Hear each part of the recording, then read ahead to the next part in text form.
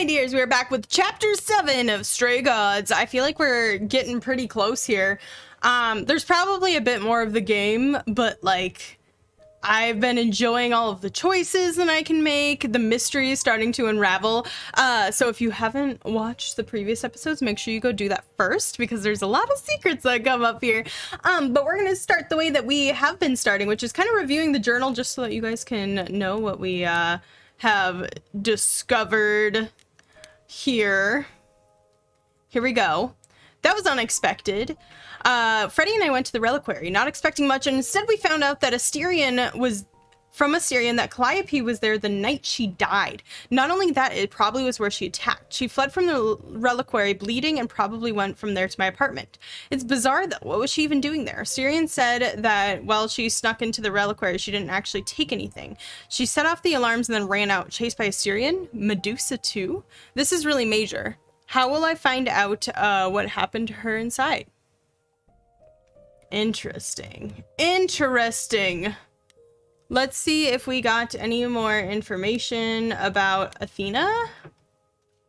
Asterion did mention that Athena came by the reliquary after Calliope died and tipped off by Medusa, maybe. Or Hecate herself, I guess. Athena swore Hecate to secrecy about everything, but not Asterion, as he happily pointed out. But does that mean she knows what happened to Calliope there? And then we do have information on Hecate and the Minotaur. So Pan said that Hecate, goddess of black magic, might be a help in my search, and he was wrong, very wrong. What he didn't say why, she's a great librarian witch goddess sworn to secrecy about anything related to her extra-dimensional tower fortress thing. Sounds weird, but that's because it is. And she is, but she's also kind of earnest and cool too. She knows the future, but will do it. Whatever is supposed to happen because it's supposed to happen. I'll never wrap my head around that. She isn't going to break her oath to Athena at any rate, so I had to go along with Asterion's crazy plan to woo her with a song. Not that he got what he wanted in the end. Hecate offered him an illusion spell so that he could look for his love in the mortals, and things are probably better off that way anyhow. Hecate's not the falling in love sort, I think. I still wish she had maybe been willing to bend the rules even a little to help me out, but nope, I didn't get anything I want either. And get this, Asterion who Pan sent me is none other than the Minotaur. That's right, half man, half bull, and he's really not the monster all the stories talk about. Actually, I take that back. He's not a monster at all. He's a dorkable, awkward, and stuttering pile of man pudding who's hopelessly in love with Hecate, and he's desperate for my help to hook them up. In the end, I couldn't do it, or maybe it's better to say it was never meant to happen. It still worked out for Asterion, I think, because Hecate cast a spell to make him fall out of love with her and promised him to help find love amongst the mortals instead. I'm trying to imagine him going out into the mortal world as a human and going on dates. It would be cute if I didn't imagine the disasters awaiting him with modern dating. Poor man, I hope things work out. And then we do have this here. Okay, there's no conversation on what happened there. I think that before we go to Medusa's later, we should quickly talk to Freddie and then report back to Persephone. I just kind of like want to see what those dialogue options are before we dive into things a little bit more. Hey, so what's the news, Miss Muse? Miss Muse? Well, does a muse have a proper form of address? I just want to hear what exciting adventures you've been having.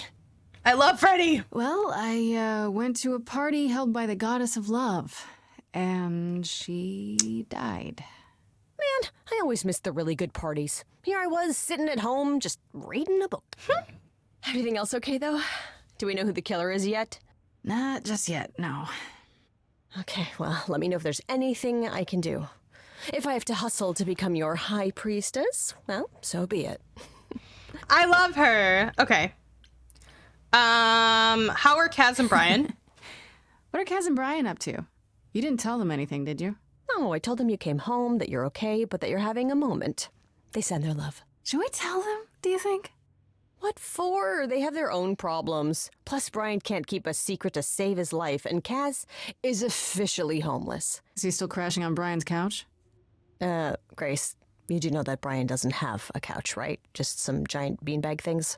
Then where is Kaz Oh. Mm-hmm. Yeah, it's cute. They'll tell us when they're ready. But right now, it's best just to not mix them up in this. That's awesome. I should really apologize about the band. This kind of puts a dent in your plans, doesn't it? You're right, Grace. How dare you sabotage my dreams? I am so mad I could spit. You know what I mean. Nobody could have seen this coming, sure, but it's always been something with me. Well, as I see it, there are two ways this goes down. One, neither of us gets back to the band. It was just a thing we did for a while before I founded a cult in your name. Or two, we get back to it and the band now has the Muse as its lead singer. Edge of Elysium becomes the coolest and most appropriate band name ever. Absolutely. Ugh, I still really hate that name. Look, Grace, you can't be the source of all the drama and name the band, okay? That's the rule. Okay. Let's see if we can get some more dialogue options You know what I here. find weird? That the idols have managed to remain completely secret all these years. Sure, they have magic and whatnot, but in all this time, nobody's found them out? Athena is that good? Who says nobody has found them out? The way I see it, it's like UFOs. Okay, I have to hear this. Okay, so you could have real evidence that UFOs exist and that governments have covered it up and people still wouldn't believe it. Why? Because they'd get laughed at if they admitted it. Imagine the headline, Greek gods exist and are living among us. What website would even run that? Weird conspiracy ones. Yeah, you're right. She has a point. What do you know about the Exactly gods? how much do you know about the Greek gods, Freddie? I know my Greek mythology, but what I've read clearly doesn't line up with who they are today. Or who they ever were, maybe. Still might be useful. There's got to be some truth to those stories, right?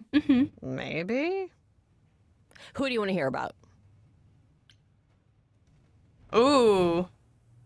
Let's ask about Calliope. Do you know anything about the Muses? Or Calliope in particular? Yeah, for starters, there were supposed to be 9. Though I guess there are some sources that said there were only 4, maybe 3. Each of the muses had her specialty. Did you know that Calliope is supposed to be the muse of epic poetry? She inspired the Odyssey. That's cool. Wow. I don't even like poetry. Yeah, it was said her singing voice was unmatched. So they got that part right, at least. Did she also lead the ancient Greeks in giant choreographed dance numbers? No, but she once turned a bunch of snobby princesses into magpies, so there's that. Metal. Let's ask about Athena, because I have a lot of suspicions What about regarding Athena? Athena. Is she really supposed to be the goddess of wisdom? Sure, but mostly that's meant as tactical knowledge. Athena wasn't all sweetness and light. She was a warrior goddess. She was also the goddess of heroes. There are loads of stories where Athena helps guys like Odysseus or Jason or Perseus. No female heroes back in those days? Yeah, guess not. Women were the weaker sex, which maybe is why Athena was portrayed as being vindictive. She cursed Medusa, one of her own priestesses. She turned people into spiders, struck them blind, started the Trojan War. It's the whole thing. Not being as wise as advertised is on brand for her then. Okay. I think that we're going to roll with that for I now. wonder how much of those stories are true. Yeah, it's hard to say. I'm giving you the quick version. There are reams of textbooks out there covering all this, but even they rarely agree with each other. Really? Nothing definitive? Ancient Greece was 3,000 years ago, Grace. Not much information survived all that time, if it was even valid to begin with. Okay, that's enough questions for now. You sure? I can talk all day. You know I can. I'll check back with you soon, Freddie. Time for more mystery solving. Aw. Freddie's such a cool character. Okay, let's talk to Persephone before we go to Medusa's lair. Oh, she's angry. Back from your visit to the reliquary? How did you know I was there? Athena was ranting about it when I left her.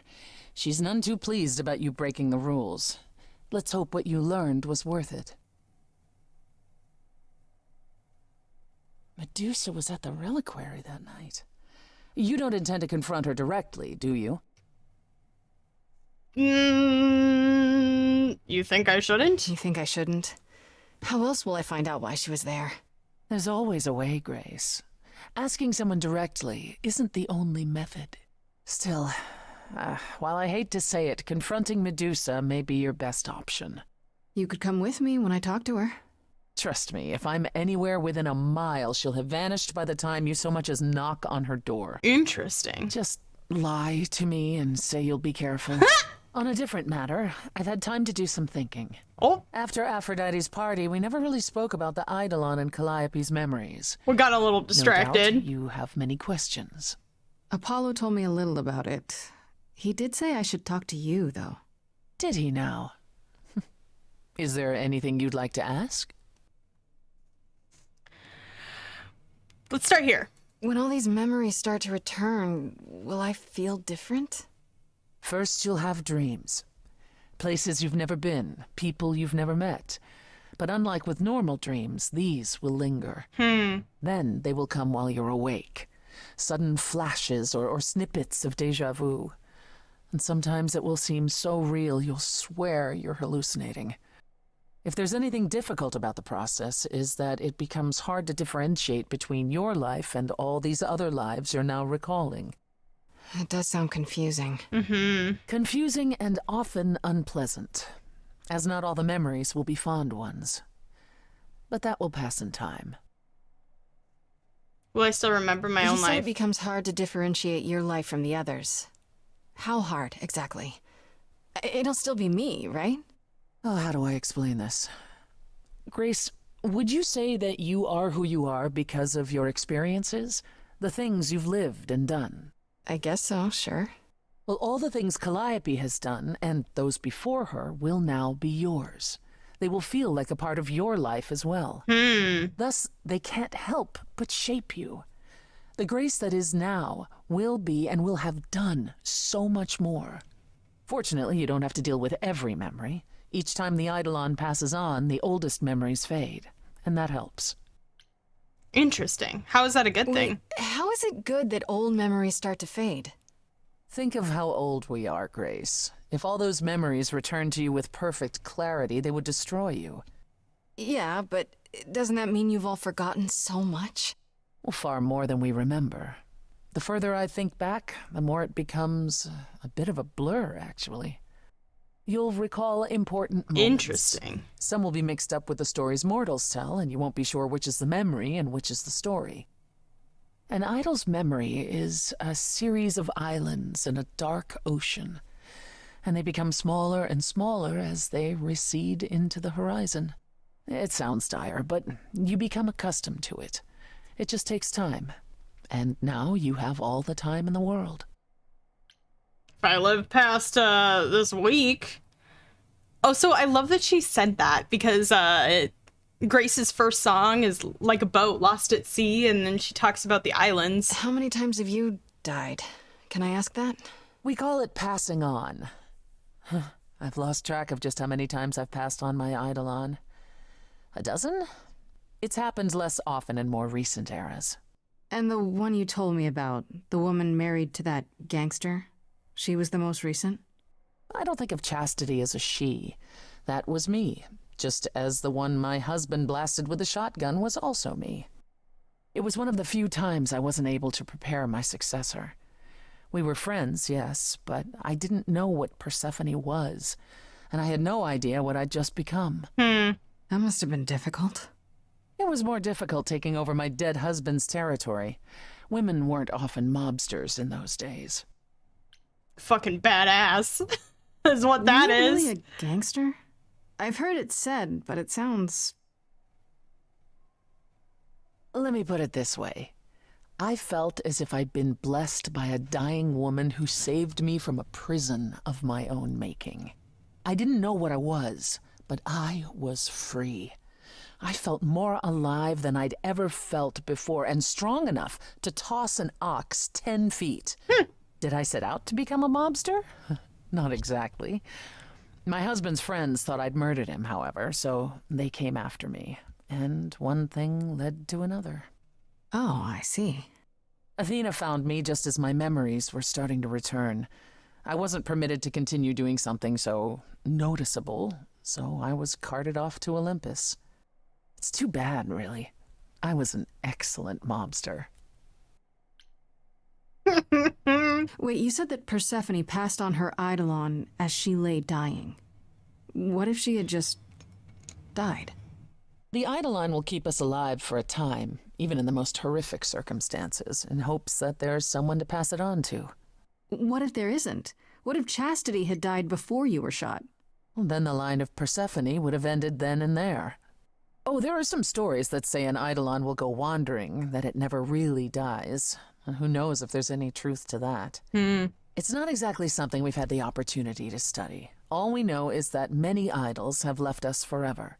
They've died, and that's how it happens. It's a lot to consider. Assuming I'll even have time to worry about it, what with the trial coming. Either the trial will end poorly, in which case all of this is moot, or it will end well, and you will have plenty of time to digest. Yeah, thanks for the update. I'm a realist, Grace. It's what I'm best at. Now then, unless you've something else to ask.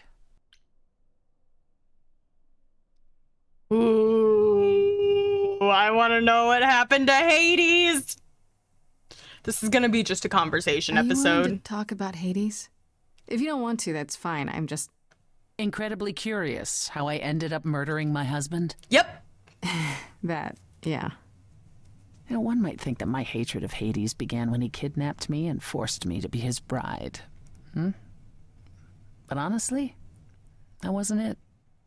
I hated my brothers and sisters for letting it happen, but Hades himself terrified me. He had a presence. I mean, one that forever made him the most important man in the room. And me? Oh, I was nothing in comparison. When Hades began doting on me, trying to earn my favor, I swooned that he might deign to think of me that way. For centuries, I actually thought I was in love, that the kidnapping was the best thing that ever happened to me. Interesting. It's funny how our perspectives change. What changed? If you got along with Hades for so long, what changed? I did. I grew up. I was a trophy for Hades. A conquest that he expected to remain meek and unchanging forever. He went out of his way to keep me small. I slowly realized that, he'd always been that way. Manipulation and arrogance behind the handsome sneer. We battled for centuries. I hated him, and I told him so, but he refused to part with me. He declared that I was his and would stay in the underworld where I belonged. That's such an interesting take. And that's when you killed him? That's when I killed him, yes. The first time one idol had ever murdered another. Thank you very much. Pretty metal. You were punished, right? Oh, I want this whole I was story. thrilled with you killing Hades. Well, yeah, they didn't know what to do with me. And Athena was furious that the most powerful remaining idol had been lost. See, this was before the war and before all the new rules. The chorus had never once contemplated execution, but they certainly considered it then. In the end, they decided it was better to humiliate me. They ensured I did not benefit from Hades' murder, and stripped the throne I had wrested from his grasp. Which you weren't happy about. I asked them where they were all those years while I pleaded for help. I was held captive, and what was I expected to do? What, lie down and take it forever because Hades was more useful to them alive? Damn. No. I stopped doing what was expected of me the day I slit his throat. May he rot in Tartarus with the Titans for all eternity. She's so badass. I am like, How did you go from ruling the underworld to opening a nightclub named after it? I won it in a bet with Dionysus, god of merriment. Okay, there has to be a story there. Well, the story is that he was a fool, but a charming one with many patrons. They built him a nightclub as his personal playground. And it was a grand old time for Dionysus in the 1970s, I assure you, but he didn't know how to run a business. By the time disco was ready to die, so was his stupid club. So I offered to make it profitable. If I succeeded, he would turn ownership over to me. He accepted because, frankly, all he wanted to do was drink anyhow. I was successful. The club became mine, and I kicked Dionysus out for never paying his tab. Valid. Sucks to be him. Dionysus ever sobers up, he might decide to be sore about it, but so far, that hasn't happened. Tell me more about Calliope. Tell me more about Calliope. You and her were good friends, right? We were. And And if you had told me a decade ago that I would become close to one of the muses, I would have laughed in your face. I always considered them Apollo's creatures. Calliope, Clio, and Talia. Vapid, frivolous gods who handed off their eidolon to any artist who took their fancy. Every time I met one of them, they were someone else. Apollo called them the Sisters of Beauty, no matter their gender. Can you imagine that? That's such a stupid name. I never thought of that. Do idols change gender a lot? And we tend to seek out successors like ourselves, but it happens. With the muses, it happened frequently. Everywhere Apollo went, they surrounded him like a gaggle of ducklings, just like him to gather his own fans. That's so weird because he seems so different now. That's not a... Like, that seems so different from the Apollo we know. if you disliked the muses so much, how did you end up becoming friends with Calliope? She sought me out. She'd become more and more unhappy on Olympus, so she decided to leave just as I had, long before. Calliope asked for my help, and I laughed in her face. Go ask one of your sycophant mortals, I told her. I mean, surely one of them has some threadbare couch you can sleep on. Wow.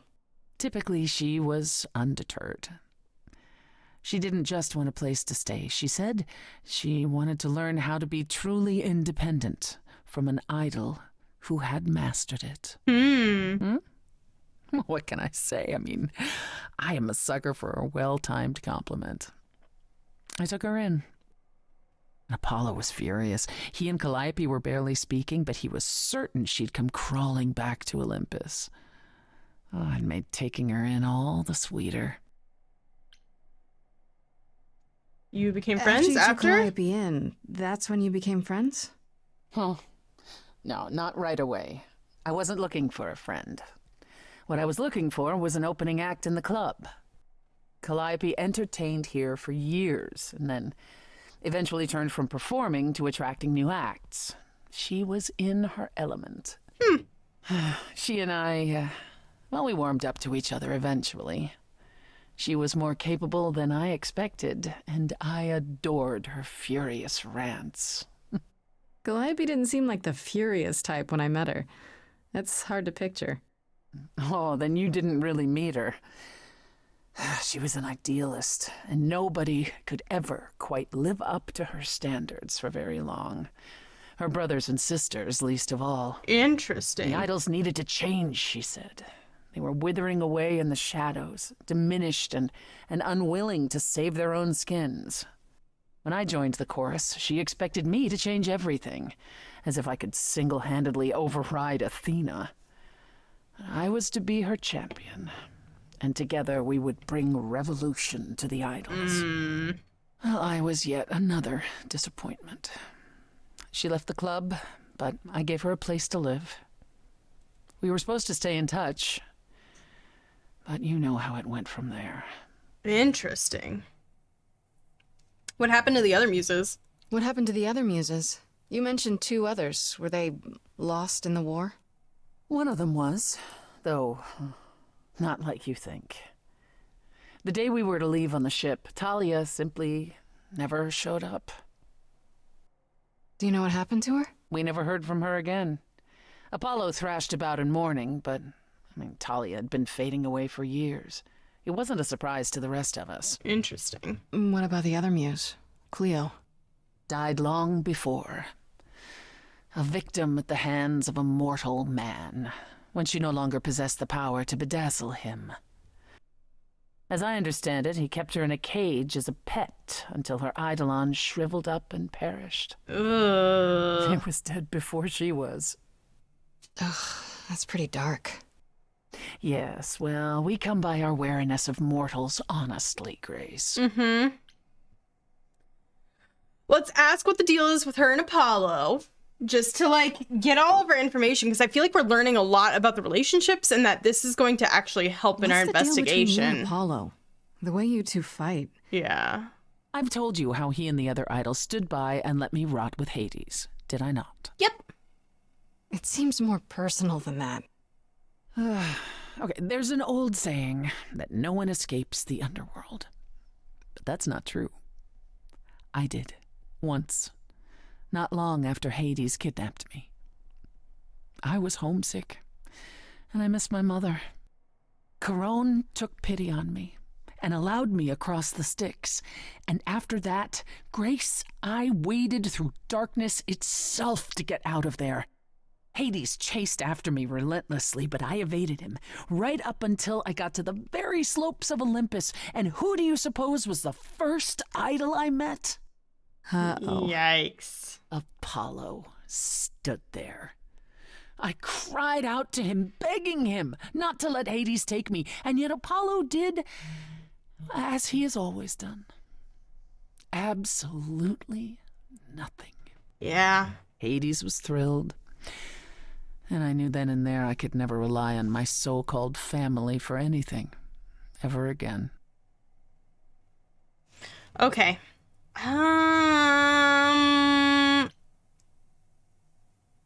Let's see if we can get more information about I'd like to know a little Athena. more about the idols.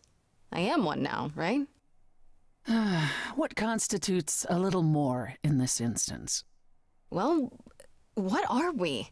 Where did we come from? Lore. If an idol is a soul that moves from person to person, it must have started somewhere, right? Ah, the big question. To which the answer is, nobody knows. I remember the original Persephone only vaguely. Indeed, I'm not even certain she was the original. Was there something before her? How did she get her eidolon? I couldn't tell you. Evidently, we wrote little down in those early days, or were forbidden to, and our memories only stretch back so far. Anything beyond that simply isn't. Interesting. Psst. Isn't it strange to not know where you come from? For all you know, the idols could be aliens. Aliens? Grace, you watch too many movies. Gods are okay, but aliens are just wacky fiction. Fine, yes. It is strange. Our earliest days aren't the only blanks in our memories, however. We have many. The Interesting. last was the day Zeus called us all together to tell us Rome had fallen and we should prepare for war. But did that war occur? I couldn't tell you. The last thing I remember after Rome was 1,000 years later, in the 16th century. I was in a different body, feeling as if no time at all had passed. What? Athena calls that period the gap. And that's what it feels like. All of us experienced it, and not one of us knows why or how. Interesting. What is that? Gap, you mentioned. What was that like? Did you just wake up one day, or... I wasn't asleep. I lived. I had lives. I passed on my eidolon. I may have known who I was and what I was, but perhaps I was completely unaware. All I know is that one day Athena came to my nunnery, near Trieste, I think. The moment that I saw her, all the old memories came flooding back. My life during the gap was wiped away in an instant, and it never returned. If someone did that to us, they were powerful indeed. What about Athena? I mean, she's the one who found you, right? She must have been aware.